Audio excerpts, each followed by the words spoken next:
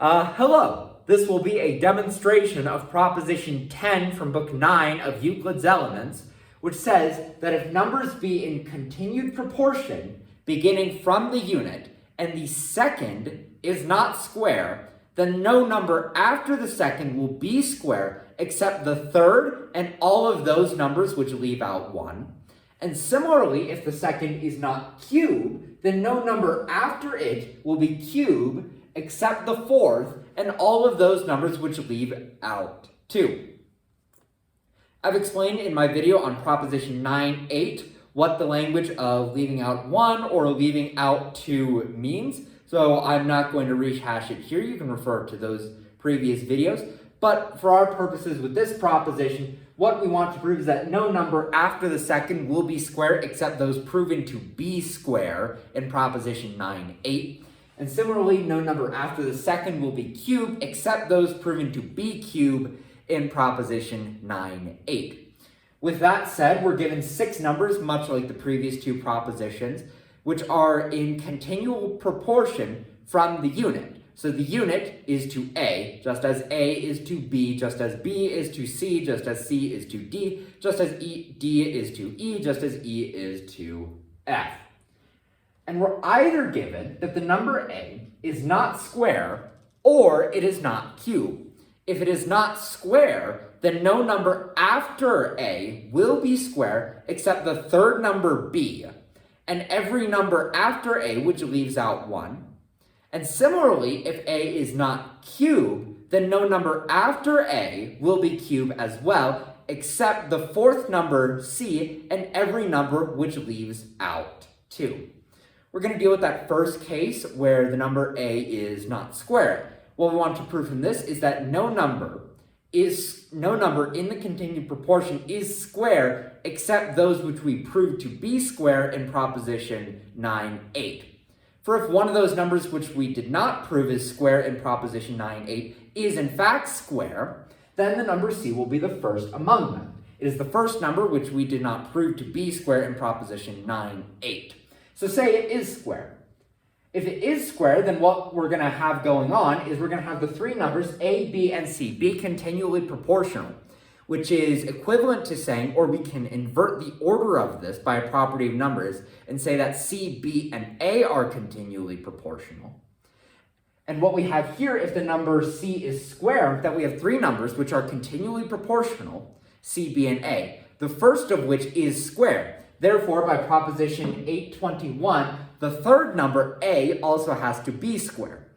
But we were given in this first case that the number A is not square. So the number A is both square and it is not square, which is just impossible. And so we can conclude that the number C is in fact not square. And we can do this same sort of logic for any number that is not the third or does not leave out 1. This would include, for example, the number E, or if we were to continue the proportion, the number G or K, or so on and so forth. These will not be square if A is not square. But what if the number A is not cube? Well, we want to prove that no number after A is cube, except those which we proved to be cube in Proposition 9.8. For if one of those numbers which we did not prove to be cube is in fact cube, the number D will be the first among them. It is not the fourth number, nor does it leave out 2. But if the number D is cubed, then we're going to have the same sort of problem. We're going to have the 4 numbers A, B, C, and D be continually proportional as per our given, which means we can invert their order and say that D, C, B, and A are continually proportional. And we run into the fact that by Proposition 8.23, we know that if 4 numbers are continually proportional, and the first is cube, then the fourth will be cube as well. So that because D, C, B, and A are continually proportional, and the first number D is cube, then the fourth number A will also be cube, which is contrary to our given. We were given that the number A is not cube. So if the number D is cube, we end up having to say that the number A is both not cube and cube, which is just impossible. So we can conclude that the number D is in fact not cube. And we can do, again, the same sort of logic to prove that no number which is not the fourth nor which leaves out 2 is cubed if the number a is not cubed, which we set out to prove, which means we're done with the proposition, therefore, etc., QED. This proposition is a little wordy, it's kind of annoying, frankly, but it is an important one. I will also give an example with particular numbers to illustrate what exactly this proposition is saying. So in the past few, I've used continual proportions, beginning with 1 and 2. I did that in proposition 9.8, and then in 9.9, I did 1 and 4, and 1 and 8. I'm going to use a different number. We're going to do the continual proportion of 3. And we can continue this for a little while. We start with 1, 3, 9, continue to 27, then 81, then to 43, and then we'll end with 729, and so on and so forth.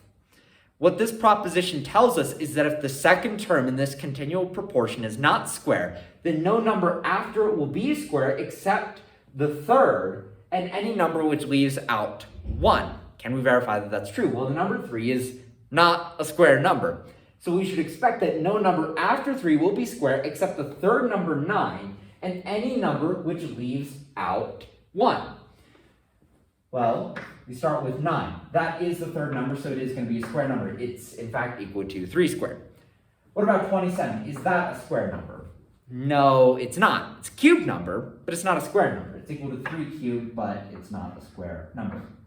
81, that is a square number. It is 9 squared. We also recognize that 81 is one of those numbers that leaves out 1, because between 9 and 81, there's one number, and because 9 is square, 81 has to be square. And we can say the same thing about 721. It is equal to 27 squared. 243 is not a square number, and we should expect that because 3 is not square.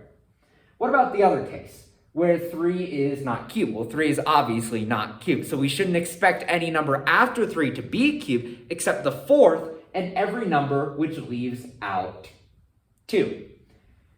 So the next number, the third term, 9, is not a cube number. 27 is the fourth number, so it will be a cube number. As I've said, it's equal to 3 cubed.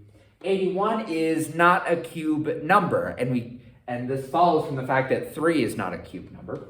243, it's not a cube number, it's not a square number, it's not a cube number, it's kind of annoying. 729, that is a cube number, it's equal to 9 cubed. But 729 is one of those numbers that leaves out 2, because we recognize that between the first cube number, 27, and this number, 729, there are 2 numbers between them, so because 27 is a cube, 729 has to be a cube, and we can continue this sort of analysis for however long we want this proportion to go. And no matter how long this proportion goes, we can verify that this proposition holds. That's all I've got to say about this one, so I'll end the video here and move on to proposition 9.11.